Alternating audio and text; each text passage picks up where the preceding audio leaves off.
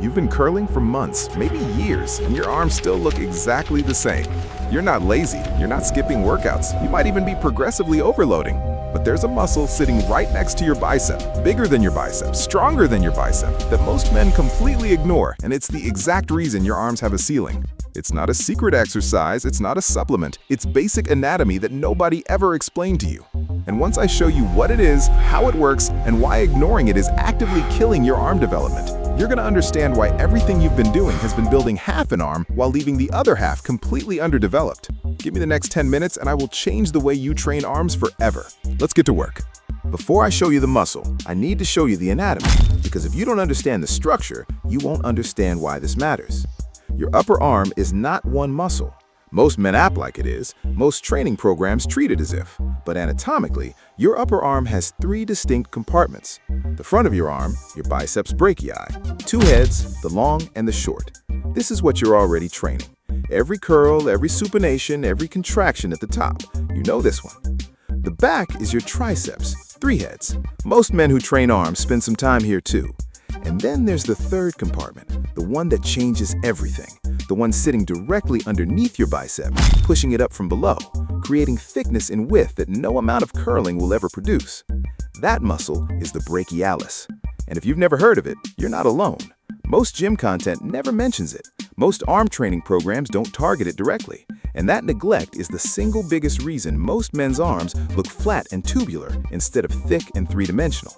The brachialis, what it is and why it changes everything. Here's the anatomy in simple terms.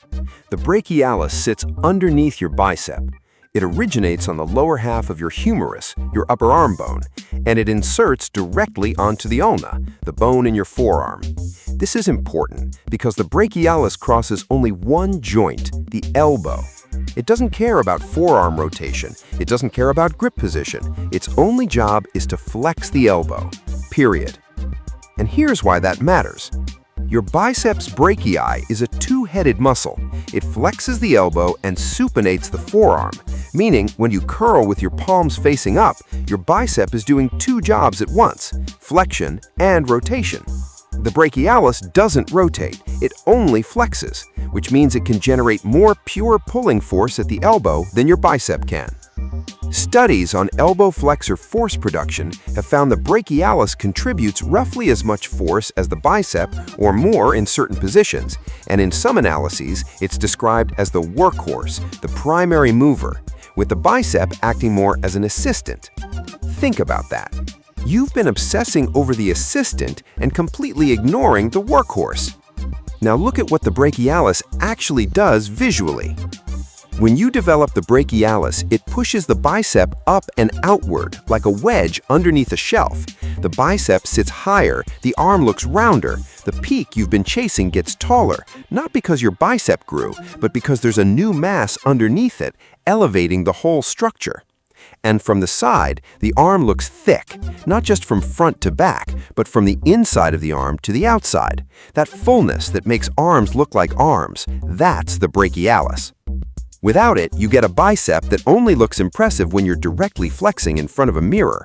With it, your arms look thick in a t-shirt, hanging naturally from every angle, not just the one you chose.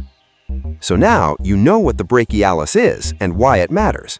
But here's the part most arm training videos completely miss: how you train it.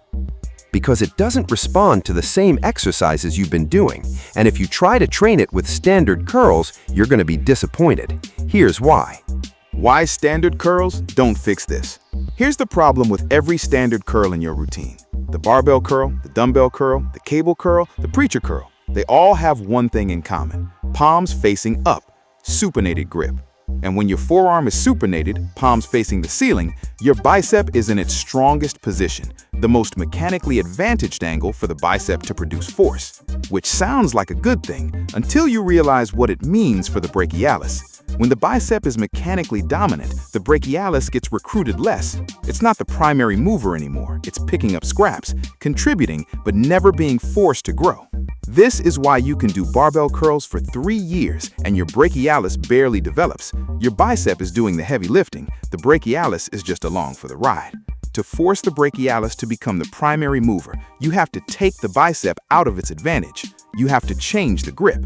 Two grip positions do this: neutral grip, palms facing each other, and pronated grip, palms facing down.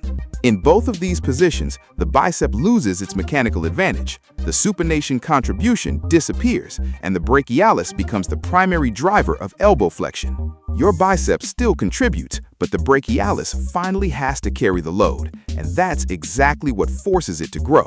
Two grip positions and 3 exercises that use them. And if you add just one of these to your arm training this week, you will feel a part of your arm working that has never been challenged before. Pay attention. The 3 exercises that actually build the brachialis. Exercise 1, hammer curl, the foundational brachialis builder. Grab a pair of dumbbells, stand tall, palms facing each other, neutral grip, thumbs pointed towards the ceiling. Curl the weight up, keeping your palms neutral the entire rep. Don't rotate at the top, don't supinate to make it easier. Keep that neutral grip locked in through the full range of motion. 3 seconds down, 1 second pause at the top. No momentum, no swinging. Here's where most people ruin the hammer curl. They treat it like a bicep curl with a different grip. They use the same weight, the same speed, and they're surprised when it doesn't feel different.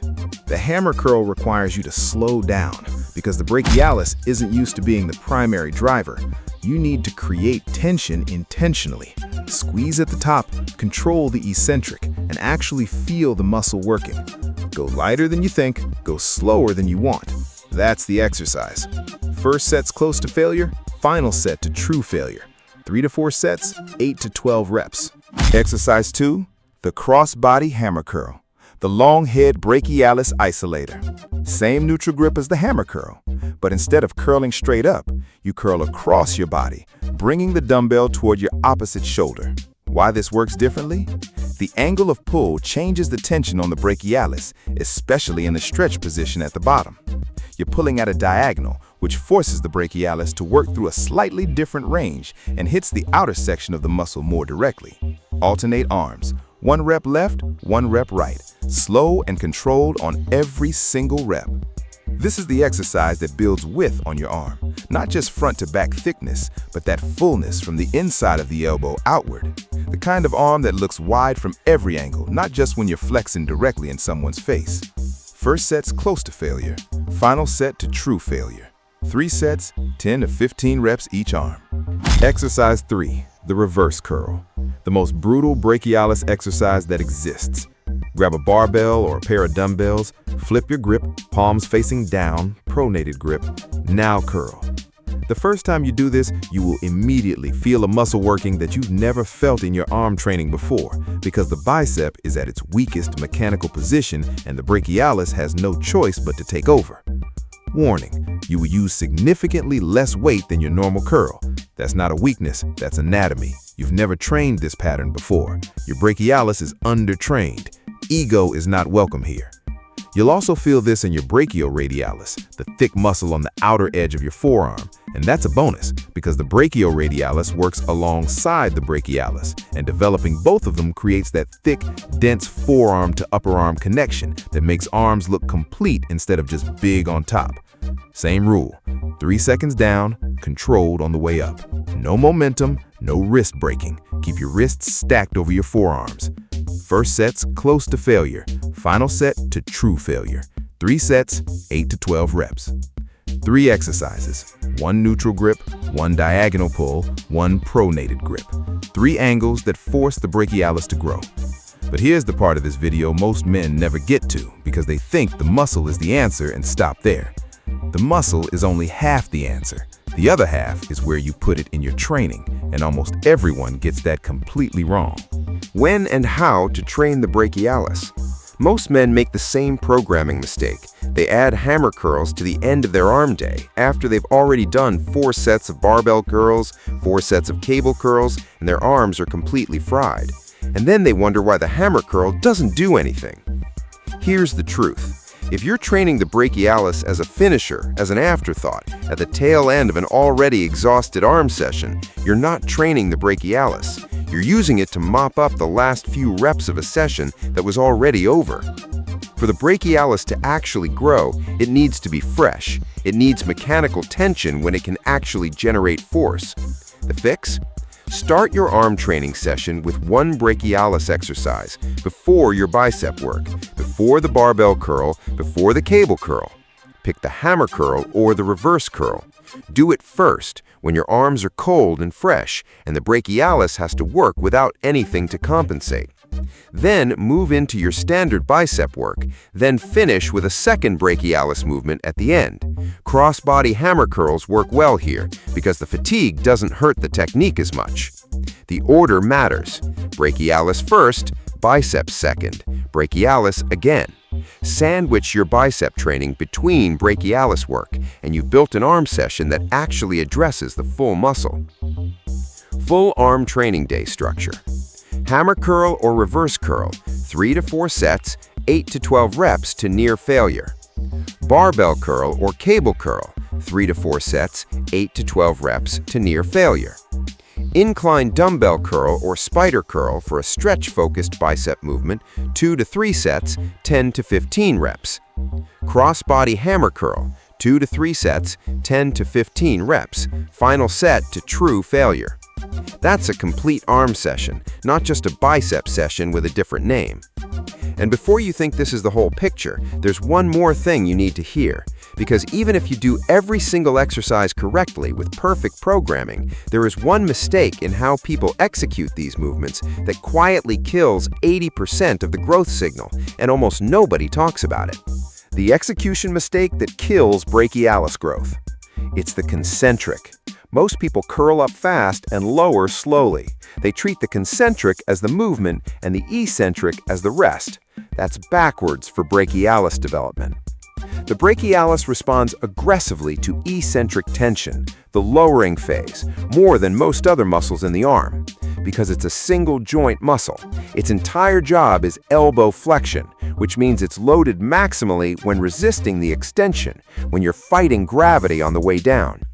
Most men drop the weight on the eccentric. They curl up with control and then let gravity bring it back. That's not training, that's just moving weight. The fix: 3 to 4 full seconds on the way down, every single rep. Feel the brachialis resisting the extension. Feel the muscle stretch under load at the bottom. Don't go limp, don't let it drop, resist it the entire way. That eccentric tension on every rep of every set of every brachialis exercise is where the growth signal is strongest, and most people are skipping it completely on every curl they've ever done. Your biceps aren't the problem. They're probably developed relative to the rest of your arm. The brachialis is the problem. It's underdeveloped, undertrained, and completely ignored by most arm training programs. It sits underneath your bicep, and when it grows, it pushes your bicep up, creates three-dimensional arm thickness, and makes your arms look full from every angle, not just the one you chose in the mirror. To train it directly, you have to change your grip.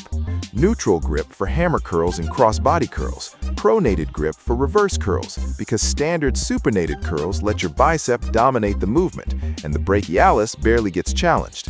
Program it first in your session, when it's fresh, and bookend your bicep work with brachialis exercises. Slow the eccentric down to 3 to 4 seconds every rep. That's where the growth signal is strongest, and most men skip it entirely. Do all of that for 8 to 12 weeks, and your arms won't just look bigger, they'll look different, thicker, rounder, the kind of arms that look built without you having to flex them. Stop building half an arm, start building the whole thing. Drop a comment with how long you've been training arms and whether you've ever done a reverse curl. I already know most of you haven't. Try one set of reverse curls after watching this and come back and tell me you felt a muscle you've never felt before. You will. If you want the complete arm training system, check the playlist. I've covered push-up mechanics, home bicep and tricep training, and the core exercises that actually build visible muscle. Everything you need is right there. Subscribe if you want content that actually explains the biology instead of just telling you to curl more. Stop building half an arm, start building the whole thing.